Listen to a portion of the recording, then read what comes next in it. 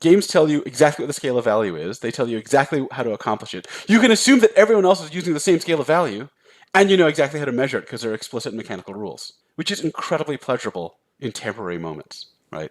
But my worry is, and the general worry I have about gamification is, to get that pleasure in the real world, gamified education, gamified work, gamified communication, which is, I think, what Twitter is, you have to offer people a hyper-simplified, mechanically measurable, hyper-explicit value system, and they get the pleasures, game-like pleasures of value clarity in exchange for abandoning the subtlety, plurality, and self-determination of particular values. Greetings, future fossils. This is Michael Garfield welcoming you to episode 175 of the podcast that explores our place in time, which on an episodic basis means kind of whatever I want it to.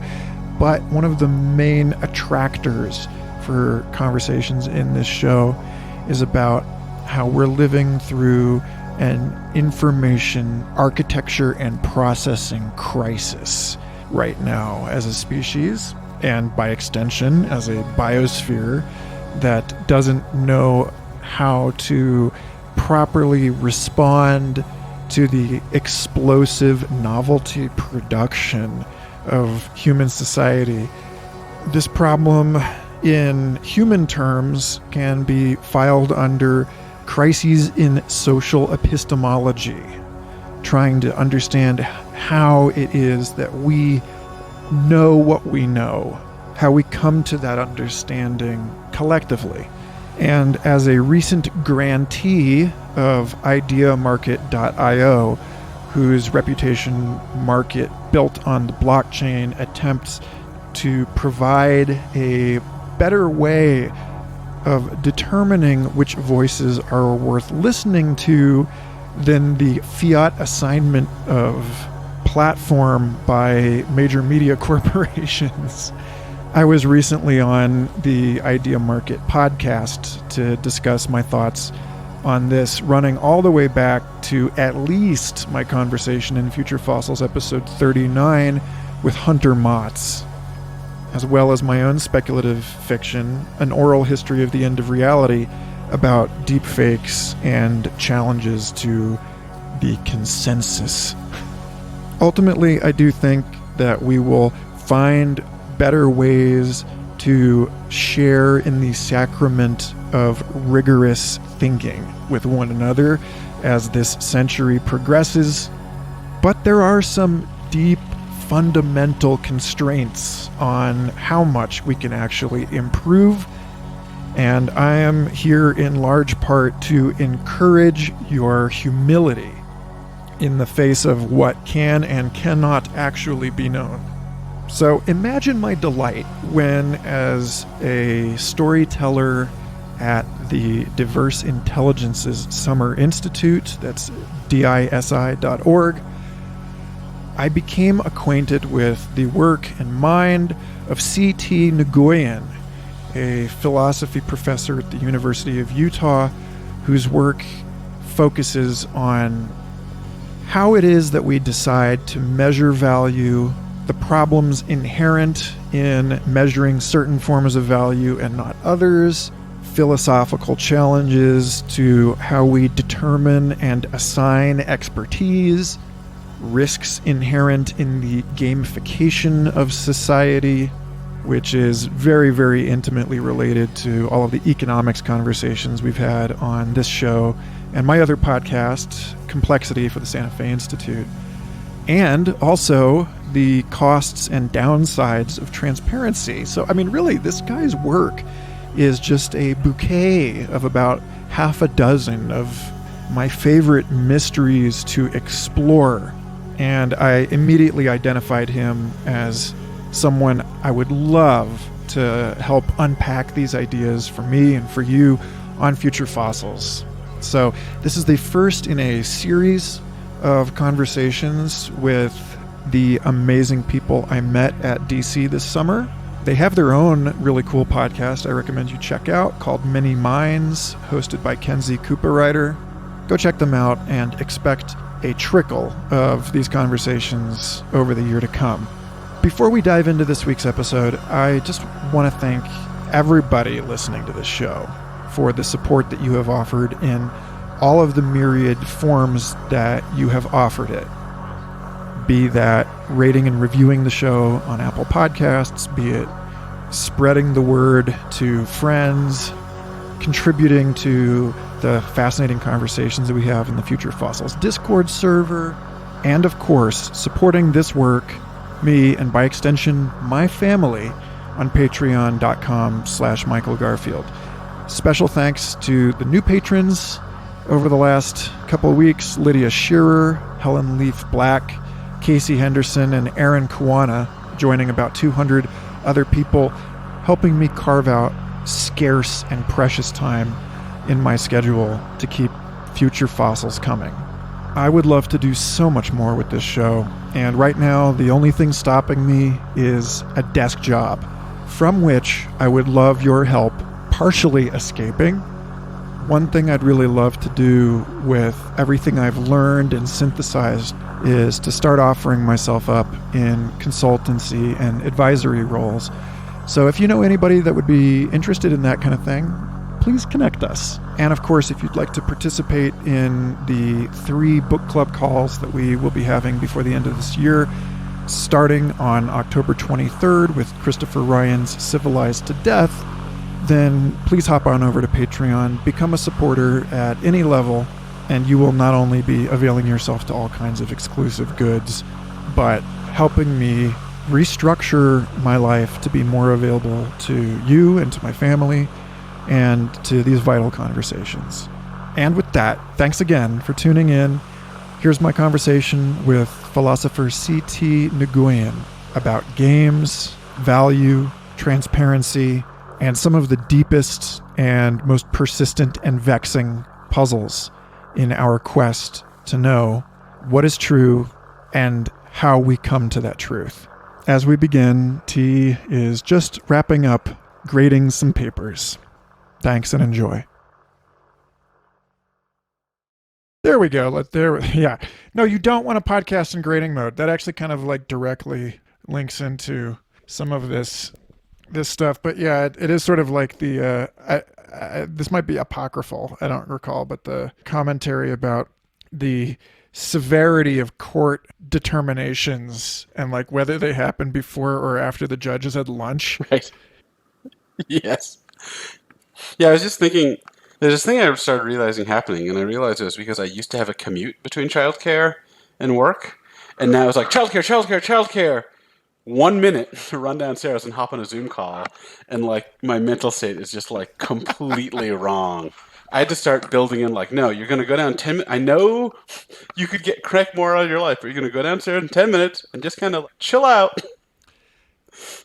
Or you will give a terrible talk because you can't go instantly from taking care of a 4-year-old to talking philosophy. It was funny. I was just on this call this morning tweeting for SFI about this new school PDOS, the new school policy and design for outer space. They're working with Interplanetary Festival on a series of kind of speculative microfiction discussions about this lunar base of the 22nd century. And everybody was sitting there in this call, you know, talking about what a welcoming party is going to look like for new lunar denizens. Are you going to have to teach people to walk on the moon? It's going to be a big deal? And I was sitting here thinking, like, I don't know, linear extrapolations are never great. But at the same time, like, it seems completely logical to me that somebody on a trip to the moon is going to be, for one, like graded through a series of microgravity adjustments, so that, you know, so they're not going to notice there's this big difference. And then second of all, they've probably spent linear weeks or months of their life in like moon VR, so it's not even going to seem all that different to them on some level, you know. And it's just like all of these ways that we think about the ritualization of passage, of travel through space and time, have been basically destroyed by digital media. Right. So... And we need new rituals, but we can't just like steal old rituals. We need to make things that actually function in the new environment. It's really hard to evolve because I think what the practice says it's about is not always what it's about. That's the general That's the general theme. And so people are like, oh, I guess the function of commute is to get you from A to B. So if you remove the commute, if you don't have to get to A to B, why would you need to stand for 20 minutes in space listening to podcasts? And the answer is because that's incredibly important for your mental health. And if you don't have that in the system, Right. you're You know, fucked. it's funny, I've been thinking a lot about, but not actually writing due to sort of related issues with time and space management. This thread about video game movies and how like video game movies seem to have this persistent theme, whether it's Super Mario Brothers or Sonic the Hedgehog, or I'm going to include Masters of the Universe in there, even though it's not really like a video game. There's this whole Yeah. sequence of films that have been coming out since the 80s at least that are about how these fictional worlds that we've created are actually just inhabiting an adjacent cosmos. When they're trying to think about how do you take something out of a video game or toy space and into this like feature length narrative format, it always involves some kind of interdimensional rupture. It's always about this sort of collapse of the fictional and the non-fictional, and in a weird way that sort of, I don't know if it like recapitulates or reciprocates or whatever, but it's related to the notion of the hyperstition generally, which is that these films only exist because somebody's stray imagination about an Italian plumber jumping through tubes or whatever is something that has taken over the imaginations of so many people and exists in this concrete material way now, has like an object-based agency that is like exerting this pressure on all of us. And so it's funny, back in episode 150 with my graduate advisor, Sean Esbjorn Hargens, we talked about this sense that when we ask what is real, and you know, there's that sense in which a lot of fictional characters are actually more real than we are if you just measure them like you're measuring the biomass of ants or something. Right. Yeah, I mean, this is something. I mean, I don't have a full theory of this, but whenever you look at the literature on play, the language that jumps into everyone's mind is jumping into an alternate world. Even stuff like well before video games were out. Early 20th century, 19th century, just it's like there are play worlds. You enter into an alternate world where different rules work, where things function according to a different physics or a different normative system. So many people reach for this language. Marina Lagunas has this amazing paper where she says that what playfulness is holding on to your normatives world lightly so you can shift between them easily.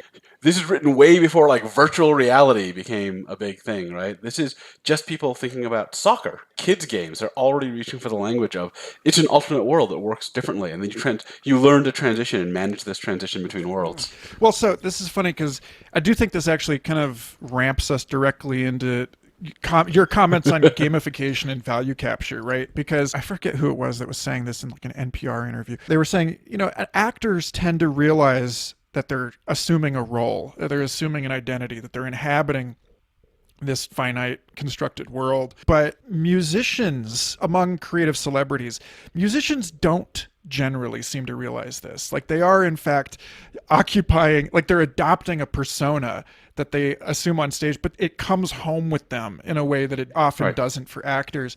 And in light of this broader discussion about the gamification of damn near everything due to the quantification of the self, it does seem to be the case that now at any given time, your 21st century person is inhabiting a number of games at any given time that they have mistaken for reality. And that this is a serious problem for reasons that extend beyond simply not having the 20-minute commute between world spaces. Part of the point is that a lot of the older stuff that's been really influential on my theory about games is talking about these like boundary spaces that help you make the mental transition. So it's really important in a board game that you take out the board game, you look at the rules, and now you're in the space. And then there's this ritual transition zone out where you stop. I mean, with my gang who are like very serious board gamers, we're like, and then someone lost, and everyone's freaking out. And then you like pause, and then you have put the board game away, and then you sit for a second, you do a little, personal aftercare, whatever you want to call it, and then you're out of it. You've had this transition out. And one of the worries is that the tendency towards gamification creates pervasive gamifications that don't have these natural boundary spaces. I don't step back from Twitter. It's like always around me. And it's not the same as, here's my role, I'm going to play it, and now the time is done. We step back from the table and we close our Dungeons and Dragons manuals, and now we know that's a transitional ritual that helps us like leave behind the goals we picked up and occupied intensely during the game. And when you don't have that, and when the system actually encourages you to like wear the Fitbit constantly, right? Then you don't have the transitional spaces. You don't have like the thing that triggers the stepping back from the narrow value system. Two of my friends, JF Martel and Phil Ford, produced a show called Weird Studies.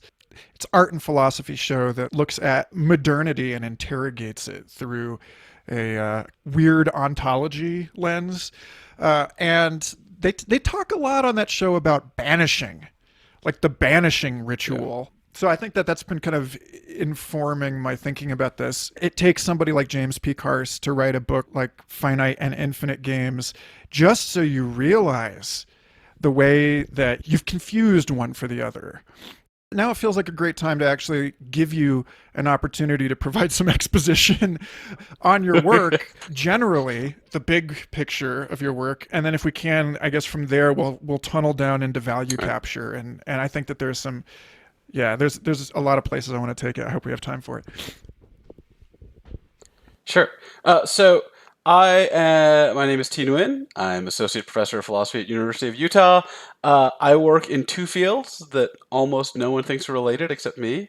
One field is social epistemology, which is the study of how knowledge works in social communities, and the other is the philosophy of art, especially in my case, games as an art form. I think they're related because I think social epistemology is partially about this, is much about the study about how concepts communicate and propagate through a community and get processed collectively by a community. And art, the philosophy of art is the study of subtle communication, how we communicate things that aren't easily written down, that aren't easily put in explicit principles, that have to be put in this. There's no other way. People are like, there's no way to express the feeling of Twin Peaks except Twin Peaks, right? It's like specific to all that peculiarity, but there's something being communicated there. I've been really interested in various thought traps, you might call them. So like I've been writing about echo chambers. I've been writing about the seductiveness of simplistic explanations like conspiracy theories, and the ways in which when you have this pleasurably simple thing, right, this huge hedonistic incentive to occupy the simple, coherent, finished position instead of exposing yourself to like the pain and nausea of confusion. So that's one side. The other side, I mean, at first these were separate projects for me. Maybe I always knew, or maybe I'm just making this shit up. But I've been working in the philosophy of art on the nature of games. And I got really frustrated reading all this stuff in which people are like, games are art because they tell stories, or they have beautiful graphics, or they have good characters. And it's not that they don't do those things. Those are just all things we know from like movies and novels. And I was really interested in what makes games special, like what makes them unique. Actually, we know from the history of art that when a new form comes out, people first like try to like wrest it back into an old format and be like, let's make photography as much like painting as we can, right? Let's make the novel as much like poetry as we can. And then over time, they let themselves sink into what that medium uniquely affords. So basically, my account in games, in this book, Games Agency as Art, is that games don't just tell stories or create worlds, but more than that, the game designer tells you who to be in the game. The game designer tells you your abilities, but also your motivations. They give you points. So Rainer Knizia, who's my favorite board game designer, has this moment where he says, the most important thing in a game designer's toolbox is the point system, because that tells the characters what to care about in the game. It tells the characters to tell about whether they're there to kill other people or cooperate with them or collect profit. And so my theory is that the game designer designs a form of agency, an agency which is a motivation set with an affordance, with a set of abilities. I mean, you can say that games are the art of agency, or the artistic medium of games is agency. What a game designer is doing is creating a world for you to struggle against, but a you to be with a motivational set. All the aesthetic effects of games arise from this creation of telling you what you want, right? Mario isn't a game until you know you're trying to go right. None of the obstacles come into being if you think, I'm just supposed to stand here and observe, right? So, and part of this, the part that's relevant, is that one of the pleasures of games for me is that they give you these temporary experiences of total value clarity. In our normal life, there's a billion values. They conflict. They're hard to measure off against each other. The philosophical term is commensurate. It's really hard to commensurate the value of research with the value of family, with the value of like the pleasures of exercise, whatever. It's hard to measure them against each other. And also for individual values, it's hard to figure out how well you've done by a particular value. You were talking about your kids. I've got kids, young kids, and I often find myself in the position of being there and watching my 4.5-year-old screaming things about how the black hole gods are going to get him while he's like jumping around, taking his diaper off and throwing it around and like telling me a story. And I'm like, am I fostering a creative, happy person, or am I creating an undisciplined monster? How do I know what good parenting is here? But in games tell you exactly what the scale of value is. They tell you exactly how to accomplish it. You can assume that everyone else is using the same scale of value, and you know exactly how to measure it because there are explicit mechanical rules, which is incredibly pleasurable in temporary moments, right? But my worry is, and the general worry I have about gamification is, to get that pleasure in the real world, gamified education, gamified work, gamified communication, which is, I think, what Twitter is, you have to offer people a hyper-simplified, mechanically measurable, hyper-explicit value system, and they get the pleasures, game-like pleasures of value clarity in exchange for abandoning the subtlety, plurality, and self-determination of particular values. The motto that comes up in this stuff, when I was writing about gamification, is that when you let yourself be gamified by Twitter or Fitbit, you're outsourcing your values. You're letting Mark Zuckerberg set what you care about, which I find threatening. We can talk about the details more. But some of the places this stuff is collided is there's this really interesting way in which like conspiracy theories thrive on social media. And one very simple way to sum it up is that conspiracy theories offer you hyper-simplified explanations of the world. And, I mean, bad conspiracy theories. We can... Also, some conspiracy theories are true. Just let's we can talk about that later. But epistemically problematic conspiracy theories typically are appealing because they offer hyper-simplistic explanations of the world and hyper-simplistic moral systems. And then they're functioning well in a technological system that works because it offers a hyper-simplified, simply quantified value system for you to plug into. And that resonance between those things is currently what I'm beating my head against a wall to understand. Is that enough that's of a great. I mean, monologue? That's the whole thing, really.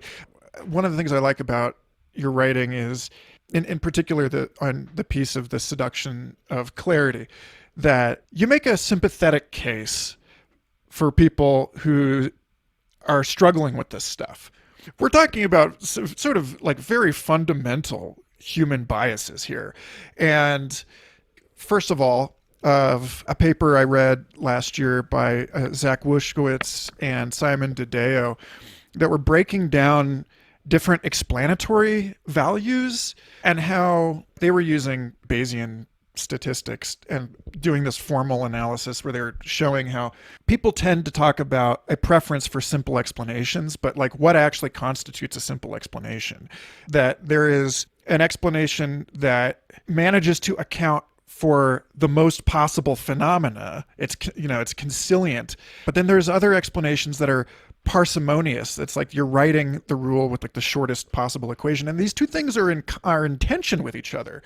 And so, they, in this paper, they actually make the case that the exact same heuristic for a satisfactory explanation that a lot of conspiracy theorists are indulging is the kind of thinking that leads to grand unifying theories in physics and other sciences. That it's like they're actually looking for this consilience between all of these seemingly disconnected phenomena.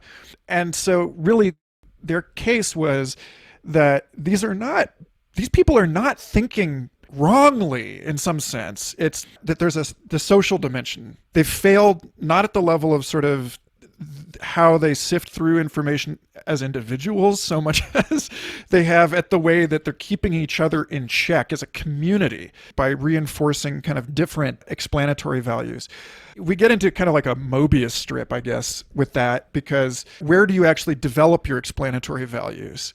right? And if they're being handed to you wholesale by this system in which you find yourself carrot and sticked into like particular ways of thinking. So that's part of it. And then the other part of it is Robert Keegan, Harvard developmental psychologist, and his book In Over Our Heads: The Mental Demands of Modern Life, where, and I don't know where you stand on adult developmental theory. I know it's contested by a lot of people, but he makes this case that seems convergent with or supported by the work of a lot of other Western developmental psychologists, that adulthood in the modern world is kind of defined by your ability to author your own value system. That you emerge out of this pass-fail score on, am I a good Christian? Am I a good dad? Until you have actually, through the affordances of the modern world, been brought into direct encounters with other cultures and their differing value systems, then you don't even realize necessarily that it's possible to author your own values. And so, he was kind of making the case that the real challenge of living in the modern world is navigating these differing spaces, like knowing when it is time to put on your good employee hat versus when it is time to put on your good husband hat. And of course, this is only aggravated in the world that you just described, in which these spaces are physically contiguous. They're like overlapping. I've spent years and years wondering about how augmented reality might sort of address this by allowing you to show different personae at the same time to different people standing in the same room, so that you can broadcast that you're a freak over to one person and that you're like a responsible, upstanding citizen to someone else. Until you click the wrong button and you go horny on main Exactly, in the worst possible way. So like, of course, there's hilarious antics ensue. I don't know. That was just like a lot to just stack on you. Right. That was like two. You just opened two separate doors to two separate universes. Yeah, and let's walk through them both at the same time. But same time. No. But yeah, I mean, I have a lot of, as you do, and this is one of the reasons I really appreciate your work, is that I have a lot of sympathy for the what some people might call the challenges in sense making that people are having to live with right now. Let me make things even worse. If you look at alt-right conspiracy theorists and such, what you often find is promulgating a slightly simplified version of a recognizable ethic of intellectual autonomy that was the ideal of the scientific revolution, the Great Enlightenment, and should, you would think, be the ideal of like a philosopher, right? I mean, here's the weird position of a social epistemologist like me in the current era. The philosophers are supposed to be the people saying, like, be intellectually autonomous, think for yourself, don't just trust blindly. But in fact, this is now the world where it's the climate change denialists and the anti-vaxxers who are like, think for yourself, don't be a sheep, why are you trusting scientists? And it's people like me who are supposed to be philosophers and espousing the values of critical thinking also being like, yeah, but also you have to trust experts who you cannot understand. A lot of the work I've been doing in social epistemology was really transformed by a vision in a recent book, a philosophical book called The Great Endarkenment, which is supposed to be the opposite of the Great Enlightenment, by Elijah Milgram. And his view is basically that the modern era is driven by, the primary fact of the modern era is that knowledge is too large for any human brain. That all science involves long, hyper-specialized chains where scientific results are such that there's no individual or even field that can understand the whole result. It's like long, huge, massive chains of institutionally driven trust, which is like, the opposite of the ideal of intellectual autonomy. Cutely, he ends up saying that the ideal of intellectual autonomy in the Great Enlightenment ended up creating the sciences, which destroyed the possibility of intellectual autonomy. But the thing that I think both of us share here is this sense that so I'm not quite going to go as far as saying that there's no individual responsibility, but there's a view that's like, look, those people who are anti-vaxxers or climate change denialists, they're just dumb and they don't think. But if you actually look at what's going on is a very careful process of rationalization, of thinking that may proceed from premises that you don't accept, right? And new sources you don't accept. But a process of looking for which sources you accept, rejecting sources based on reasons, looking for counter explanations, trying to carefully manage your trust settings. They just put their trust settings in very different places than we do. In many cases, I think people, a lot of science analysts trust themselves, where a lot of, science trusters put their trust in fields that they can't follow, right? So one of the things that's really interesting to me is how much of what I think of as deeply problematic intellectual tendencies in the world aren't like people being like stupid or dumb. It's like people following totally reasonable pathways where the world has just fucked up something in the background. So this is the Seductions of Clarity paper you're talking about. For me, the whole suggestion of this paper is that the world is often tricking us into stopping to investigate things. But it's not dumb to stop investigating things, right? We're limited human beings in a vastly overwhelming world. We have to figure out what not to investigate, and we can't figure it out by investigating everything all the way down. That's the same problem again. So we have to do this thing where we're constantly making a rough guess about what's worth thinking about and what's worth not, right? We have to have heuristics for stopping to think. Any reasonable person has to, right? That's a part of rationality, making estimates about what's reasonable to think. So the suggestion of the Seductions of Clarity is that if that's true, then hostile forces would try to take advantage of this vulnerability by simulating whatever it is that triggered your stop thinking mechanism. And my suggestion is the feeling of clarity is a stop thinking mechanism. And if people ape that, and like the experience of being convinced by conspiracy theory really is like everything is clear, right? Now everything makes sense. Sometimes I entertain the view that's like, look, people in these nutty conspiracy theories, QAnon, everything is rational. They've just been misled. But all other times I'm not quite sure. And I think the answer is more something like the right view is look for the simplest explanation that explains all the evidence. And the problematic state is sometimes being so excited that you have a powerful explanation that you discard some of the evidence because you're so excited that you can explain so much. 80% of the evidence with your powerful view, and being swept away by that. I don't know what to think. I've heard that. I was just listening to a conversation that my friend Stuart Davis was having with Diane Walsh Pashulka, the author of American Cosmic. I'm not sure if you're familiar with her work. She's fascinating. She is a religious scholar, an anthropologist, who went down the rabbit hole of the UFO phenomenon and has done some of the best work since Jacques Vallée, I guess, on exploring the philosophical challenges of this phenomenon. And, and she was saying in this conversation that, oh God, who was she talking about? It was a college professor whose students were throwing out anomalous evidence. You reference Alison Gopnik talking about the aha moment as a kind of intellectual orgasm. It feels so good to know that most scientists still do this. I mean, this is very much like the Thomas Kuhn thing about eventually the cognitive dissonance of disregarding the anomaly becomes overwhelming.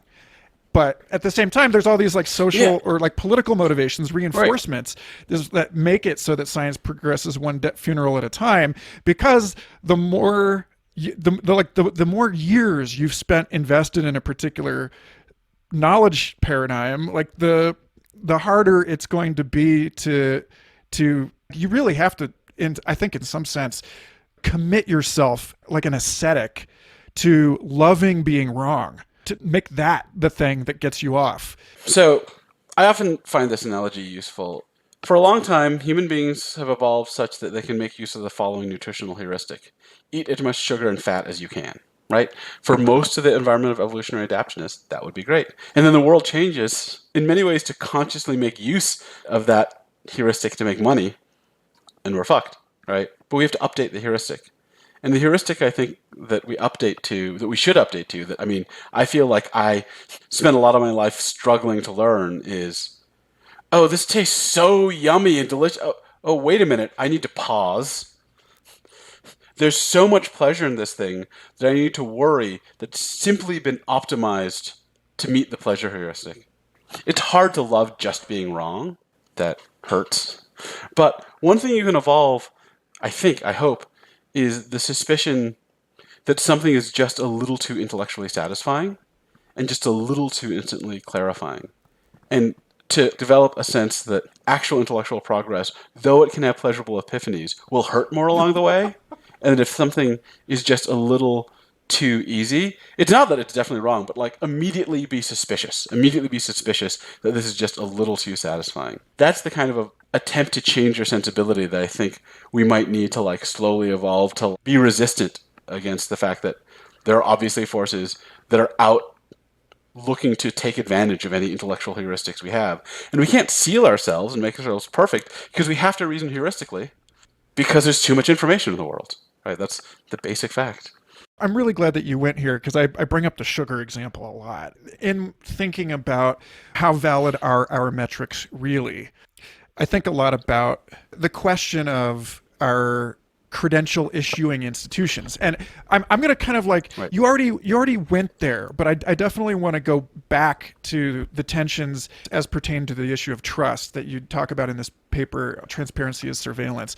I kind of want to climax this conversation there, but we're getting there. And so this question about the multiple timescales at which something changes, like if you're familiar with Stuart Brand's concept of pace layers, that he's popularized through the Long Now Foundation. It's like this notion, it's this diagram of like fashion is this like really fast squiggly line on the very outer membrane of the planet. And then as you go deeper into it, you get like regulatory institutions, and then even deeper you get geology is like the base layer of this thing, is the slowest thing.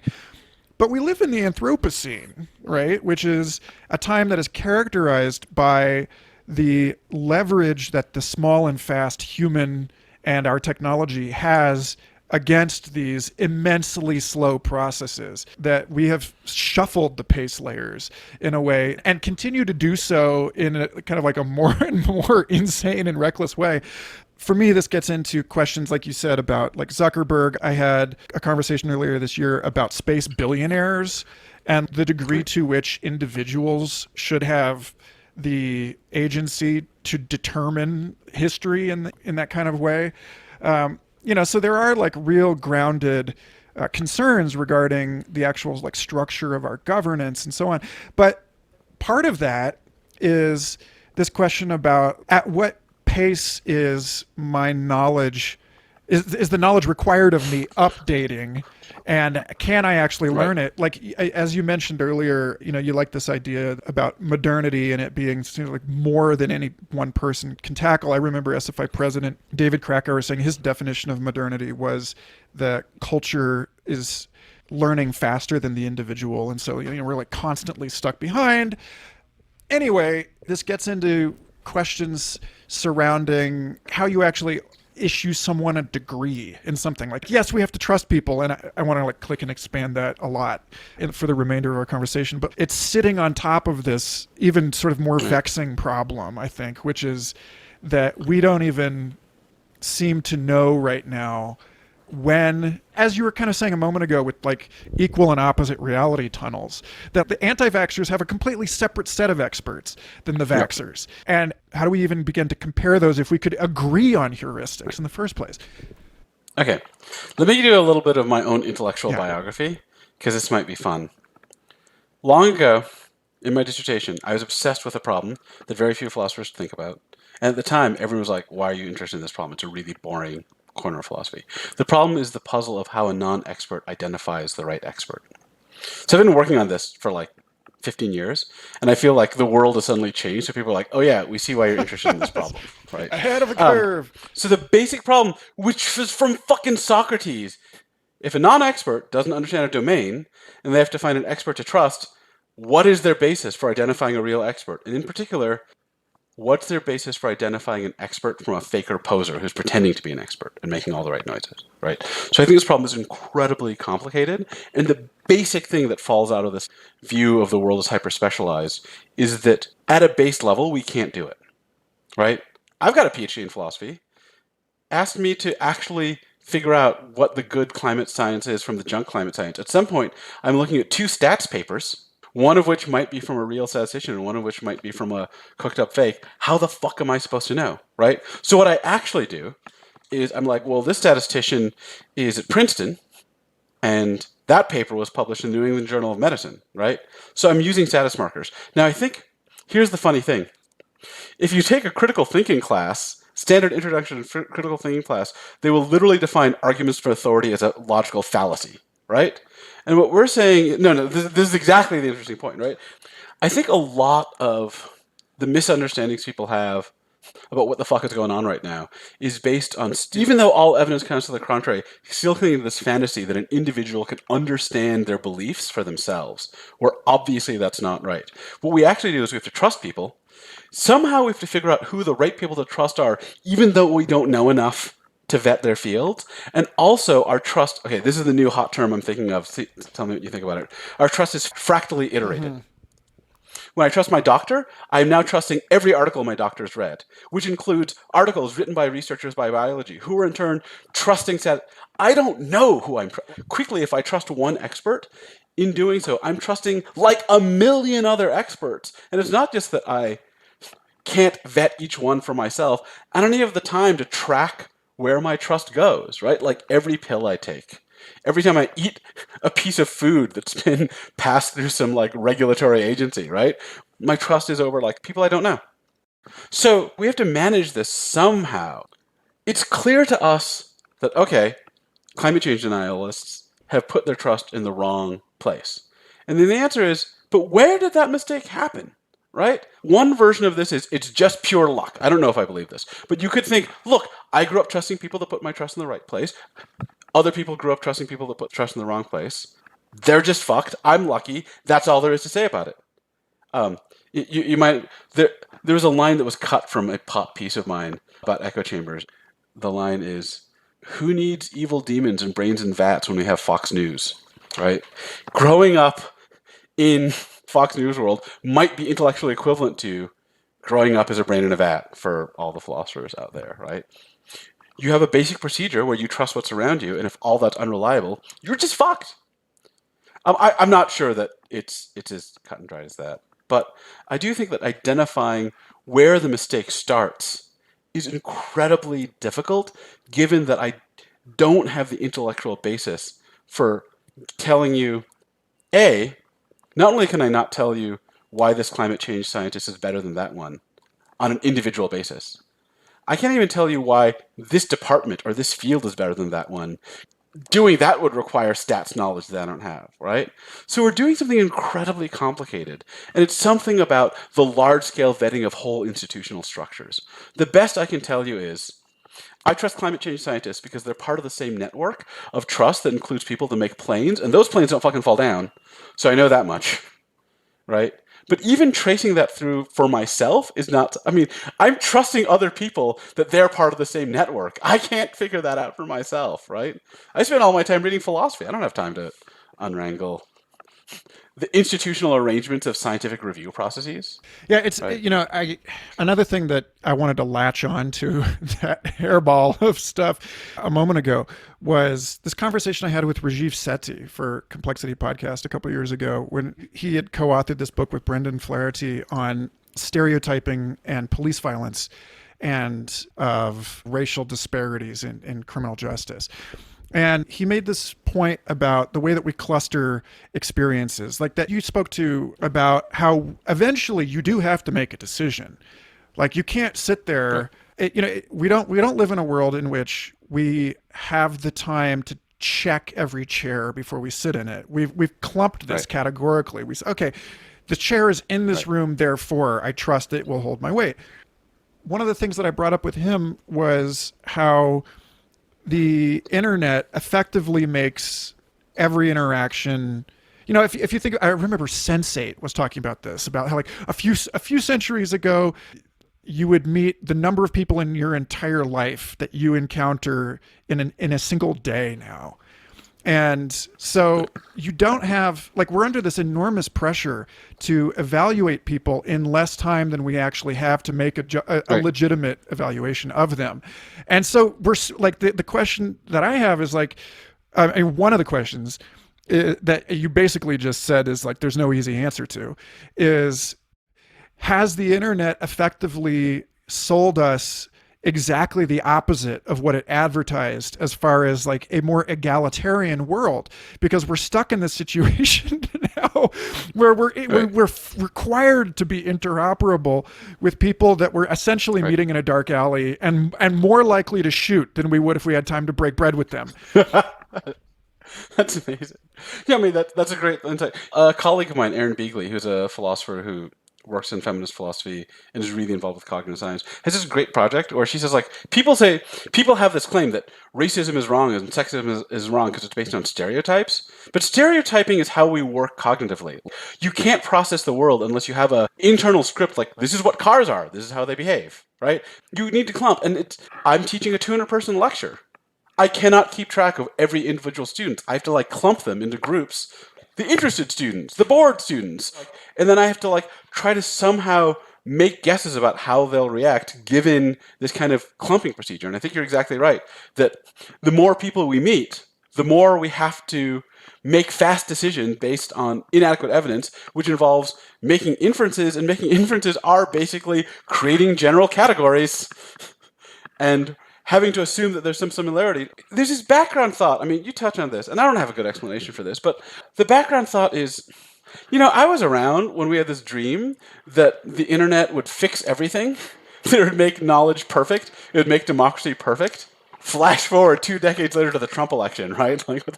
And I think a few things that we didn't think about back in the dream days are really about the basic problem of information overload, right? So Zeynep Tufekci, I'm sure you like, one of my favorite scholars, has this incredible piece in Wired that it's called "The Democracy Poisoning Age of Free Speech" or something like this. And her view is our idea of censorship is outdated now. We used to think that what's bad about censorship is that you might shut off the couple of news channels, but you can't do that anymore, right? Twitter is too hard to shut down. There are too many sources of information. What we have instead is the problem of burying.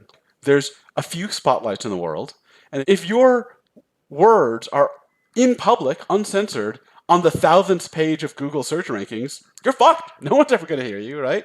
And the interesting thing is, and this is something I think no one predicted, the access points are so constricted, right? So here are a few of them. Google search algorithms, Amazon's search ranking algorithms, right? The incredible fights over your place on the Amazon search algorithm are about, look, there's this one little gateway for everyone's attention, right? And if you don't rise to the top, you are effectively censored through overload. I saw some research that said in the era of social media, we are collectively reading a smaller number of articles. Instead of like everyone reading like a different things and then talking, everyone on the left is reading like the same 5 think pieces each week, right? Similarly, Spotify, you should be able to listen to anything, but basically it turns out most people just listen to whatever's on the early recommender pages, right? So something weird is happening that I don't think we fully have come to grips with. And I think you're exactly right that something about the scale and the size and the overload of the internet has like created a new information condition that we haven't figured out how to cope with yet. It's interesting because I just sat through this lecture on social ranking, which like speaks directly to this. I don't recall who did this research, but they showed that simply by reversing the first and second Google search result, you could swing an election by like up to 25%. And they experimented on this with, I think it was like mayoral elections. It was some small thing. Would you send me this I'll have research? to find it. It was done around the time of the 2016 elections.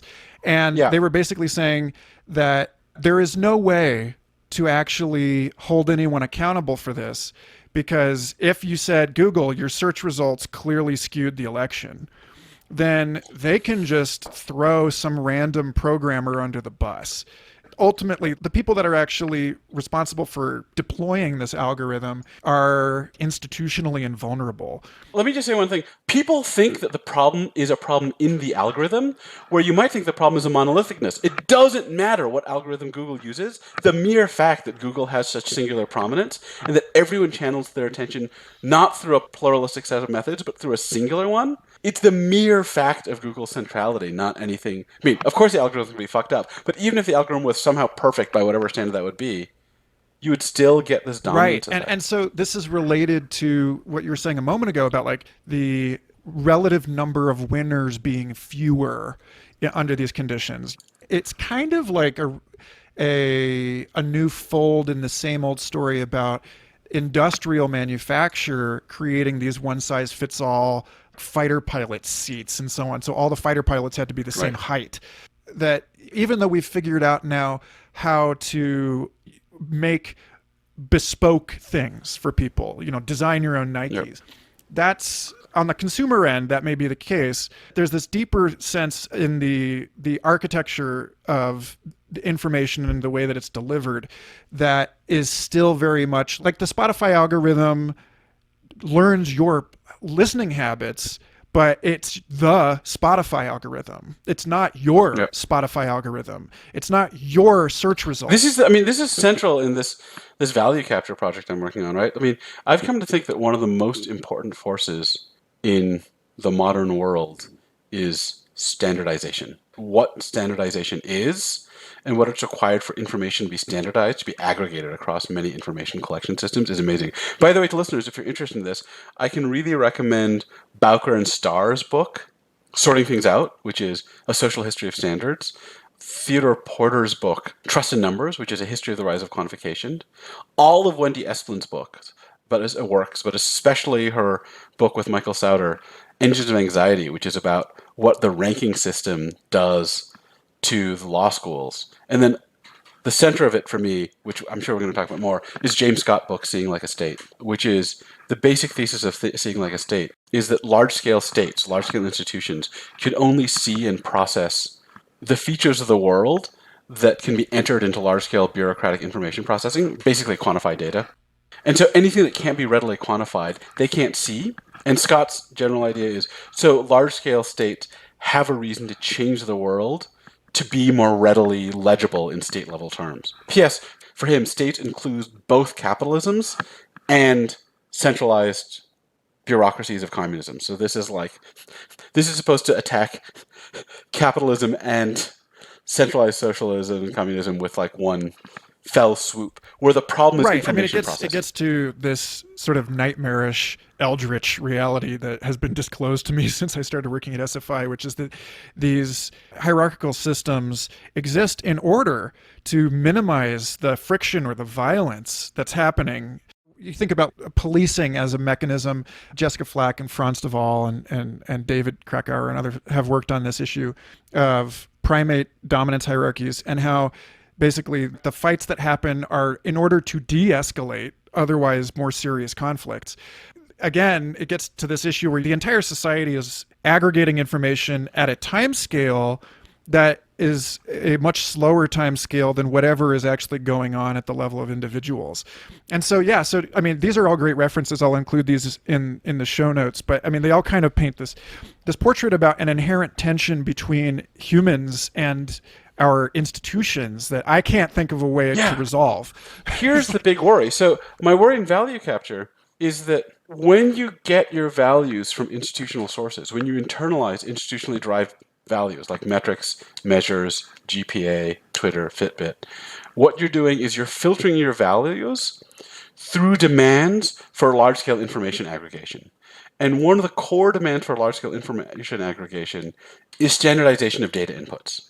The way that Theodore Porter puts it is that qualitative information is incredibly rich and nuanced and context sensitive, but it doesn't travel well between contexts, and it can't aggregate. So to aggregate, you need to create a single kernel of information that's invariant, and then have everyone input data in the same way, and then you can aggregate. And of course, the example I always use is GPA, right? I can give really rich qualitative evaluations of my students and all the dimensions they're good at, but what I have to return that will be entered into the record is a simple comparative ranking to other students on one dimension, which I have to squash all that complexity. Of course, my complex evaluations will be meaningless to a dean whose background is in, I don't know, neurobiology, just because our contexts are so different. So the problem for me of value capture is if you start being motivated by something like GPA as your value system, then you don't have the capacity to tailor that value to yourself. You're accepting as a value which must obey the demands of large-scale institutional standardization. Which is not to say that institutional standardization is bad. I think it's required for institutions. And also we need institutions for collective endeavors. I've been thinking there's a basic tension between our nature as participants in collectives and our nature as weird individuals with their own emotions. And we need both. And they pressure each other. And that pressure is kind of irresolvable. And we just have to live in the fucked up pressure and try not to sacrifice one of those parts. Which again is really, really hard when you have these increasing returns to scale, all of the stuff about the first mover advantages, or to harken back to the social ranking talk that I just saw. Basically, it explains why, for instance, in 2017, everybody thought Ethereum was going to overtake Bitcoin in market capitalization, and it just couldn't, because you've already established that this thing lives on the top of the charts. And so, everything else that's built around it is sort of dependent on this thing. And like, it's the same basic idea with paradigm shifts. At any rate, I would really love to connect you with the folks at Idea Market. I just became a grantee for them, and they're a blockchain-based social epistemology experiment where they're trying to basically use like a prediction market approach to deinstitutionalize reputation. And on one level, very cool.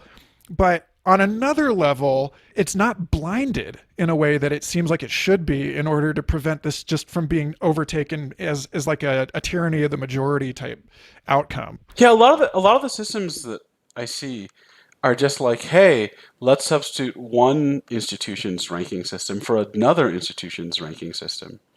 So one of the things I think, this is harkening back to an earlier part of our conversation, but one of the things about games value systems is that games in the normal sense, in the traditional sense, aren't pervasive. You get to choose, right? Even though a game has a particular written in stone value system and a particular written in stone way to approach it, in our life with actual games, you can transition between games, abandon them, and find the one that fits you. So in a sense, a particular game isn't tailorable, but the ecosystem of games is one you can explore, right? When I was trying to discover what kind of exercise would fit me, I tried like 50 until I found rock climbing, and like that fit. But pervasive gamifications are often not like this, right? Twitter is not like this. Grades aren't like this. There is a system attached to an institution, and if you want to play in that space, you're stuck. And the tailoring of that value system is not one you can tailor or adopt to yourself, or that one you can switch around and look for the one that fits you. And so, I mean, maybe there's one answer that's like, look, you just need a ton of metrics to work here. But one thing that the empirical literature shows that's super interesting is large-scale social systems tend to glom onto one metric. It's often the first metric. It's often the easiest to use. So Sally Engel-Mary charts this really well in this book of hers called The Seductions of Quantification. She's an anthropologist who worked on the development of various UN human rights indices and then wrote this book about how fucked up the process of making human rights indices is. And one of the things she says is like, yeah, we have these incredibly multidimensional measures of human rights, and then we generate this ranking, and we're like, okay, the ranking is just this very rough proxy. Don't pay too much attention to it. Here are all the incredibly rich, important things to look at. And then everyone ignores that stuff and just pays attention to the ranking. And I think, again, the explanation is if you want the experience of value clarity, you're not going to get it from the list of 500 possible measures. You're going to get it if you focus in on one ranking. That's what's going to make things feel like a nice game. It occurs to me listening to you talk about this that even though, like in your writing on the Seduction of Clarity, you talk about hostile and sort of like the subdomain of hostile epistemology, combat epistemology, which I love thinking about this in those terms. I think we're inclined to think about a hostile environment or a hostile actor as occupying the same taxonomic status as we are, that it's like someone out there doing it.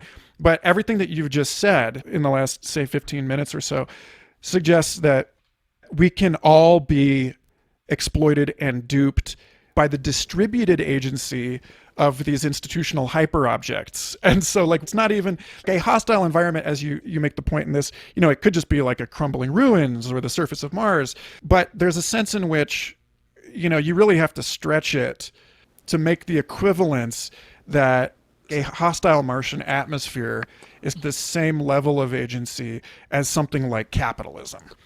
I want to make sure that we get into, because we've kind of bounced off the surface of this other piece a few times now. And because this question about trust, and all the stuff that we're saying about the internet is so related to this historical conversation about the virtues of transparency. And I myself was once a kind of transparency evangelist, as one would be if one had been searched unconstitutionally and then brought up on charges by a corrupt criminal system. I was like, where's the dashboard camera footage, guys? But you make a really interesting case in this piece that one of the sort of dimensions of irresoluble tension between seemingly good things is in the issue of transparency and the harms that it incurs, or potential risks or challenges that transparency brings. So it's a little late to just throw a complete whole extra scoop on this Sunday, but let's go there anyway. Let's do it.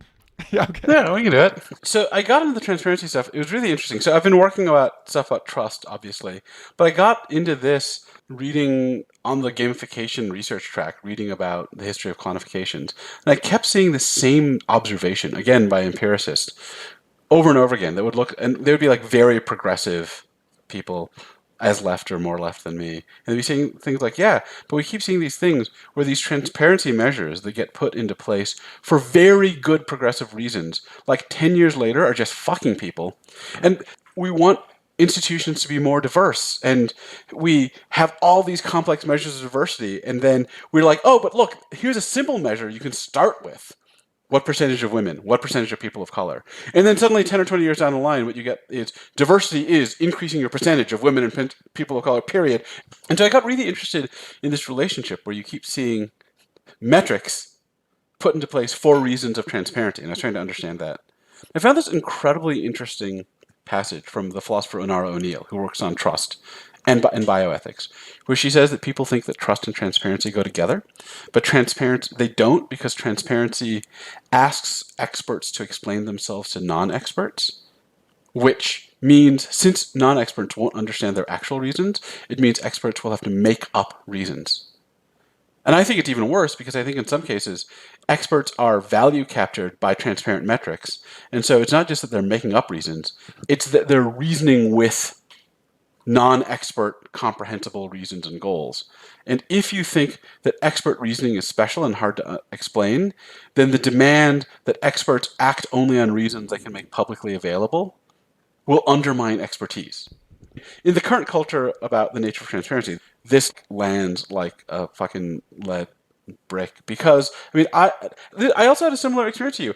I believed really heavily in transparency, and then you get involved in bureaucratic institutions and you discover that what transparency looks like is the Utah State Legislature saying, hey, philosophy department, justify your existence or we're going to cut you. And the transparent measure is how many students graduate and how much money they make, because those are the objective measures. And we want to say things like what this looks like on the ground is, but what about the value of wisdom, the value of curiosity, and the value of reflections? And they're like, well, there's no objective measure for that. So that's institutionally acceptable, so we're going to use graduation rate and salary. And so the suggestion in particular, it's interesting to me, is that part of expertise is understanding the complexity of value. And a lot of institutional metrics are specifically built to register a value that's comprehensible to non-experts.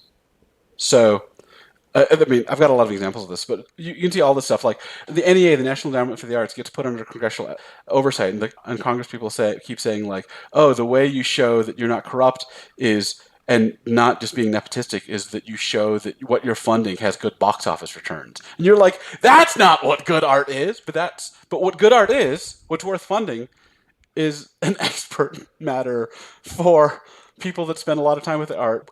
Say the sensitivity that an arts grantor might have to say what makes a new comic artist exciting is not going to survive the demand for institutional justification to exterior sources that don't have that kind of training. So I should issue a big caveat.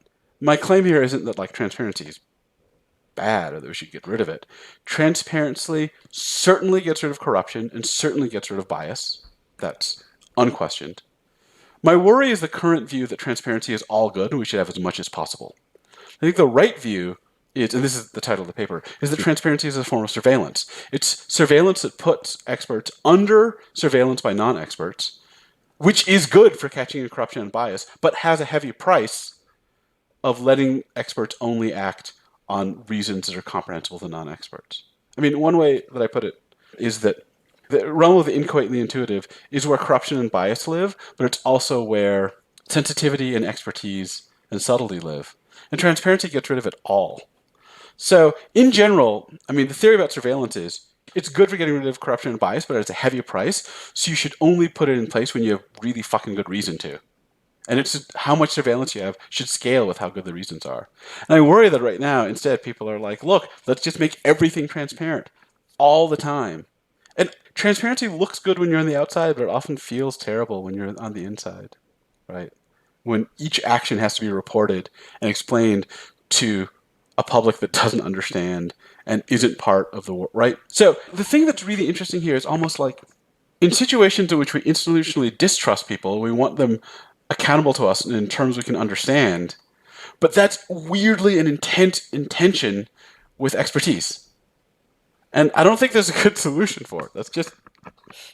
It's another way in which we're fucked, or we have to choose a painful compromise, and that's what we got. So a couple thoughts there. One is, I don't know if you'd know Nick Adams and Goodly Labs, a project out of Berkeley that's working on a number of different hacks for social epistemology. One in particular I really like, called Public Editor, which is crowdsourcing fact checking in a system where, they like, I've been talking with them, like, are you going to use volunteers? Are you going to like issue micropayments to Mechanical Turk operators, or this kind of thing?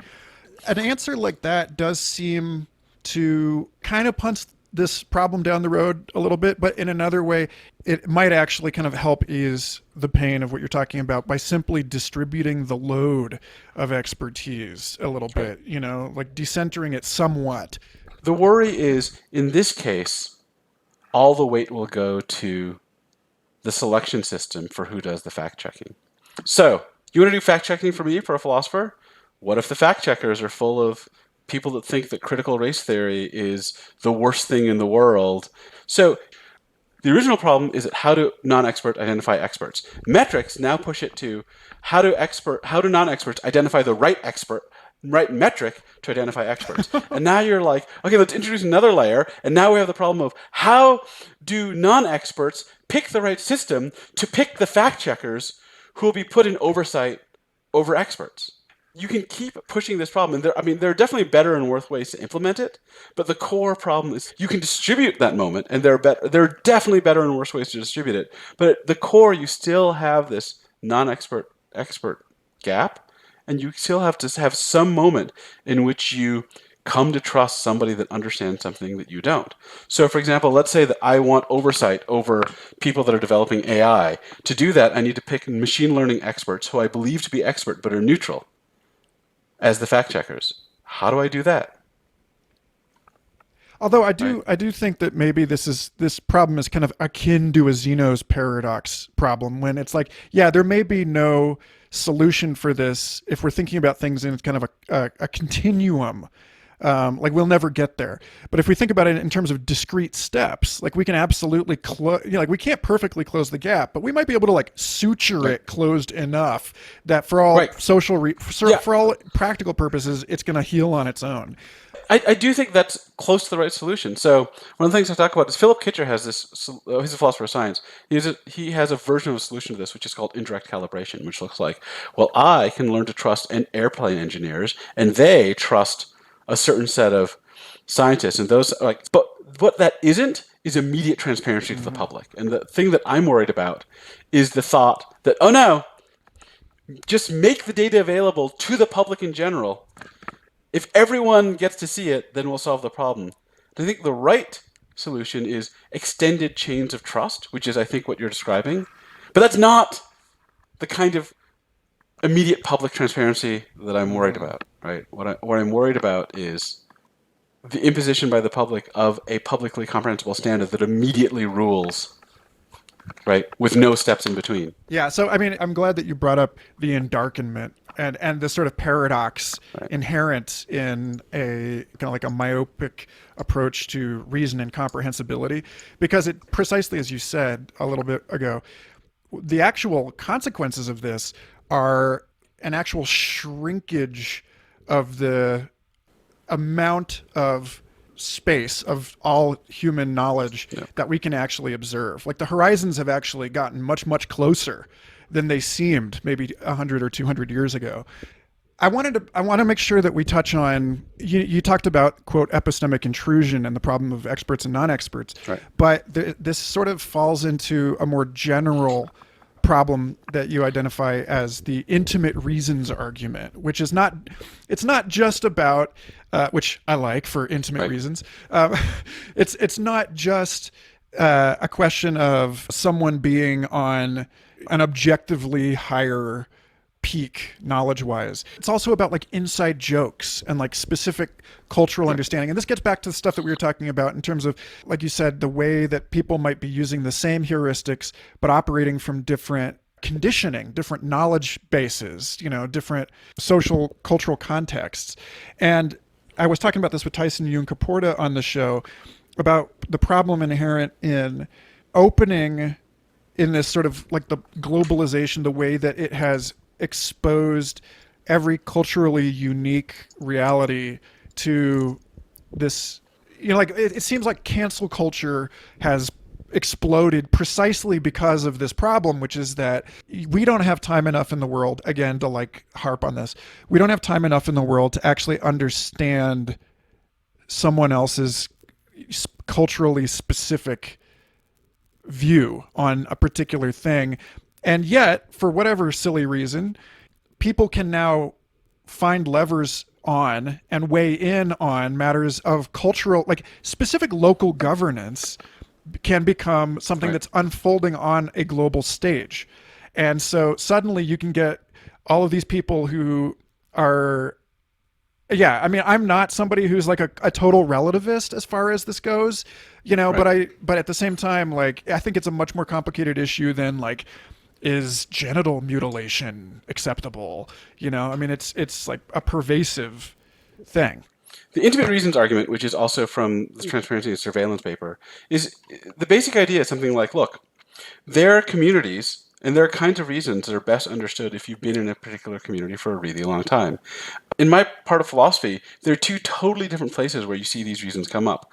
One is aesthetic and art, right? Like, you're not going to see the importance of this kind of jazz or the importance of this kind of maneuver in a new comic unless you are buried in the jazz community, the rap community. Like, you spent time with people, you've had those experiences, you've had the subtle experiences. The other version is from a part of feminist and critical race philosophy called standpoint epistemology. And this is the view that, look, there are understandings of the world that you better have directly if you've gone through a particular experience. And the idea is like the experience of being oppressed in a particular way gives you better access to certain kinds of understanding.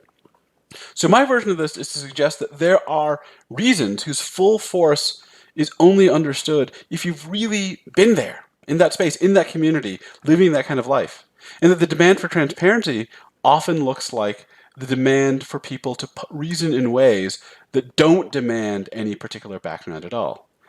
What I'm saying is in some ways uncontroversial, but in some ways very controversial. I think in a lot of philosophy and in a lot of public life, there's a supposition that all reason is essentially public and universal, that any piece of reasoning can be comprehensible to anybody.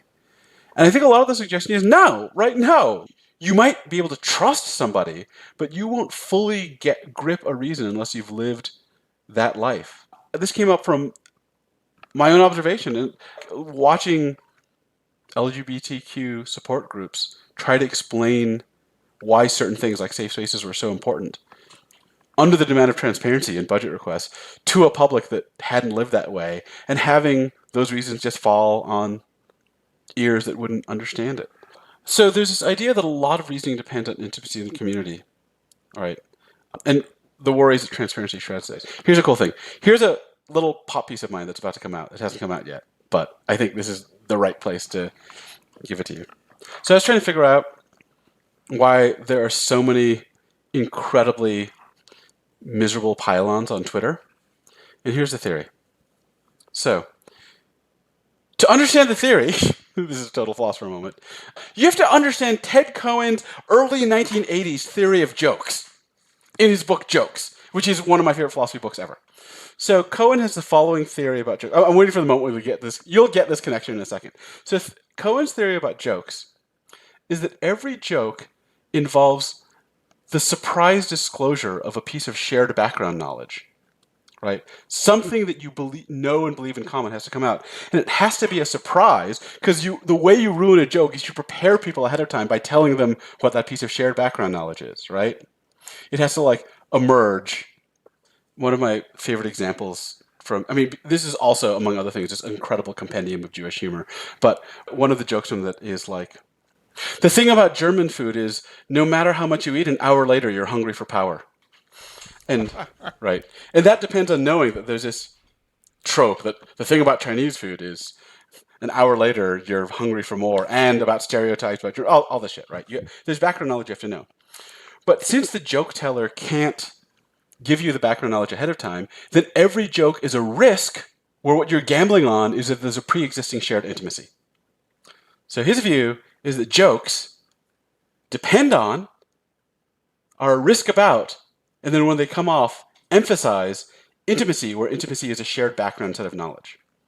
And I think a lot of Twitter works this way, right? Twitter is short, and it works because suddenly there's some shared bit of background that's emerging, right, that you have to share. So Twitter gives you so much reason to make these things that are incomprehensible to people without shared background or context, where it's funny because there's background shared context, and then it gives you the retweet button, which lets you rip something out of context and show it to people that won't get it. And so Twitter is a machine that incentivizes, rewards, and then destroys intimacy. That's the theory.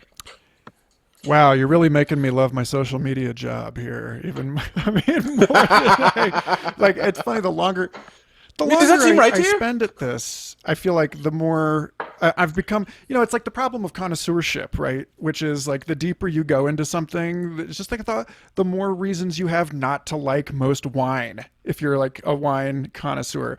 And I feel like I talk to people whose job it is not to be on social media all the time about stuff like this, and they're just like, that's not my experience. Like, I don't have that problem. And I'm like, well, I think you should look very carefully at the complaints issued by people who are working inside the nuclear reactor rather than the people whose homes are merely warmed by it. Like, this is, yes. So yes, totally sympathetic to this argument. And yeah, it is that. Yes. I have nothing smart to add to that. It's a scary situation. So maybe the place to like land this conversation, because we have just spent the last hour and a half mapping this most complex predicament, this total pickle in which we find ourselves, where the entire game board of this game we pretend like we're not in, or has been like intentionally hidden from us as a game, is toward kind of ratcheting this stuff even more than it already has. And so, I wonder what, if any, exit conditions you acknowledge here, or I invite you to speculate into a future in which, obviously, like it's kind of maybe akin to, well, we never really got rid of nukes, but we found mutually assured destruction. It's not a perfect scenario, but no major city has been nuked in quite some time. So yeah, so like, where are you with that? Like, where do you see possibly points of balance that allow us to navigate this nightmare with a little bit more grace, without just so perniciously undermining ourselves?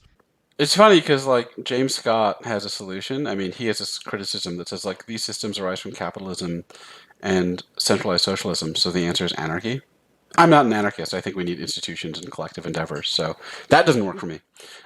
At the end of my games book, I float a solution, and that solution is something like one of the antidote forces might be playfulness. That what it is to be playful is to practice moving in and out of systems. And one of the suggestions I make in the book is the very practice of playing games aesthetically. That is, trying on a rigid value system for a while, absorbing yourself into it, and then stepping back and asking if that was worth it, actually flexes the muscle of saying like, wait, how do I feel about this value system? How do I feel about that value system?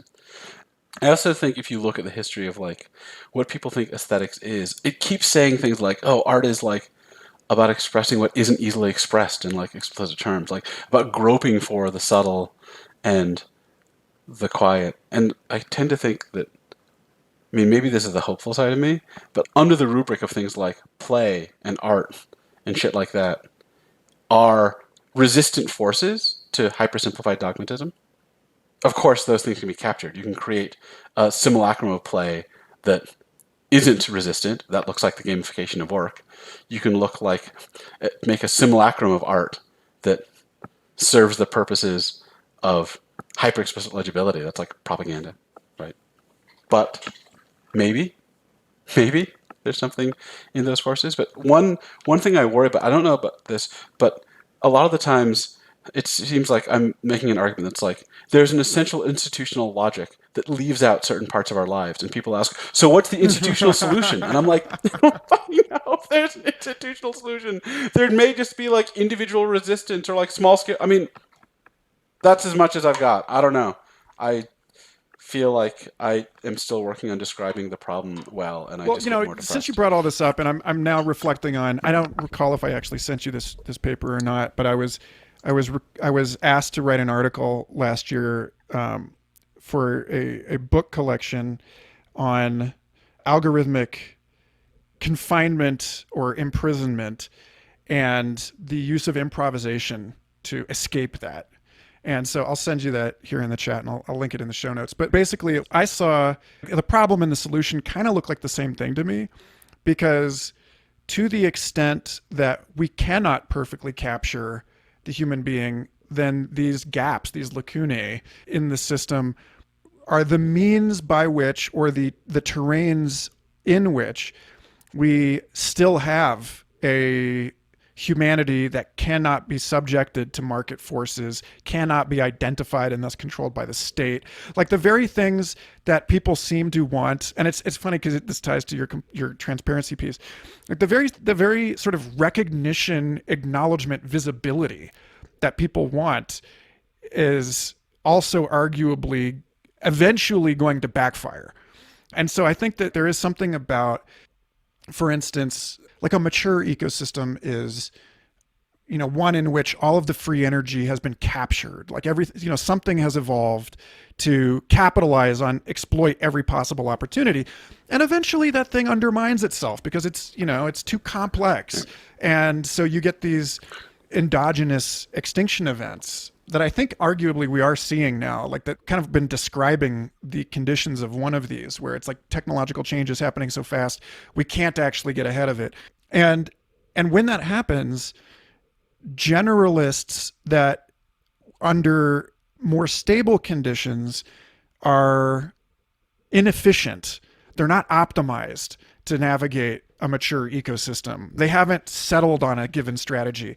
Generalists look suddenly like way more prepared for these epochs of great instability, because they're not as narrowly specified. Like their identity is more of a cloud than a point. And so somebody who is capable of stepping in and out of various game systems and rule sets and is not likely to die on the hill of a given evolutionary fitness landscape, trying to optimize for a bygone world. Yes, yeah. Total agreement with you. Thank you for reminding me that this is basically my own sort of self-justifying argument for being a complete dilettante, and that there's a rigorous argument for, like, why is play a persistent evolutionary strategy? Why does it exist in the first place? Because the world changes. So I don't know. Do you have any closing thoughts? I really have. I've just absolutely loved this conversation, and I'm glad that you took the time to be here with us for it. But what else? I actually have a closing thought, but I'm trying to. It's not even in my words. I just wanted to find something for you. But I was just teaching this stuff in this like game design and theory class. One thought is that I'll give you two closing thoughts, not in my own words. Bernard Suits, the philosopher who's worked on games, I found really is the cornerstone for everything I've done, has an account of play, and he says what play is the redirection of normally instrumental and productive resources to autotelic activities, where autotelic means valuable for its own sake.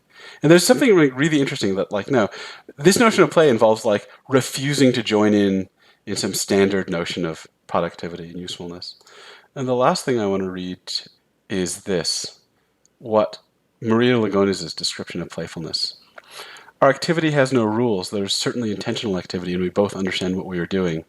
The playfulness that gives meaning to our activity includes uncertainty, but in this case the uncertainty is an openness to surprise. This is a particular metaphysical attitude that does not expect the world to be neatly packaged, rules may fail to explain what we are doing. We're not self-important. We're not fixed in particular constructions ourselves, which is to say we are open to self-construction. We may not have rules, and when we do have rules, there are no rules that are to us sacred. We are not worried about competence. We are not wedded to a particular way of doing things. While playful, we have not abandoned ourselves to, nor are we stuck to in any particular world. We are there creatively. We are not passive. It's from Maria Lugones, one of the great papers. It's called Playfulness, World Traveling, and Loving Perception. And that's the best beautiful. I got. Dude, thank you so much for being on this show. I was really looking forward to this, and I will now be fondly reflecting on the insistency with which I think you and I have managed to articulate the importance of ultimately, like, that's a piece of the joke too, right? Is that, like, you're the butt of the joke if you're the guy slipping on the banana, right? But if you're like watching yourself over your own shoulder, you can laugh about it. And that's the ultimate Buddhist, like, when you get it, you will tilt your head back and laugh. So let us hope that we, through the sort of systems of surveillance that we have created, are able to break the fifth wall, as my friend Rachel Nagelberg says, take a perspective on ourselves and laugh about how seriously we took these insoluble philosophical problems. Yeah. Thanks, man. Thanks for being on the show. Thank you. Thanks again for listening. Special shout out this week to my friend Mitch Mignano, who helped me edit this episode, to my friend Evan Skytree Snyder, who provided the music for this episode, and to each and every one of you listening. If you'd like to go deeper, I hope to see you in the Future Fossils Discord server, which you can find linked from my Twitter bio. For extra episodes every month and lots else, hop on over to patreon.com/Michael Garfield. And I'll see you in an eye blink of geologic time with the next episode, which is an amazing conversation on ecodelia with Richard Doyle, Sophie Strand, and Sam Gandy. Thanks and take care.